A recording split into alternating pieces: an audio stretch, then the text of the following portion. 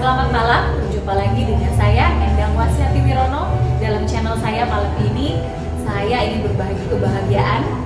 Hari ini saya melakukan grand opening usaha baru saya, Amare Reptile, toko tas pertama di Palembang dari bahan kulit ular dan reptil.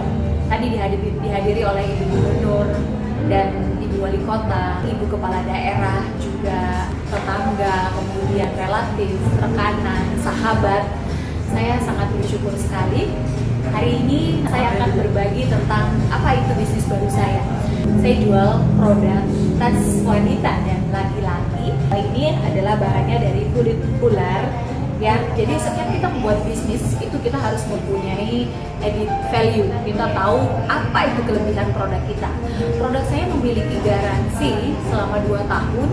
Kemudian juga dikerjakan oleh tenaga ahli yang kami training, yang skillnya kami yakin itu terjamin. Jadi bukan produk-produk yang pengrajinnya itu yang asal-asalan. Jadi saya pastikan para pembeli atau fashion lover itu akan jatuh cinta dengan produk saya.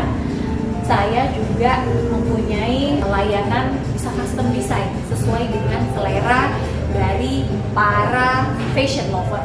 Ya, warna juga kita bisa sesuaikan dengan permintaan pemesan atau custom design. Ya, sahabat entrepreneur, saya ingin berbagi kebahagiaan saya, dan saya ingin sahabat entrepreneur juga selalu semangat untuk mengaktualisasikan ilmu yang ada.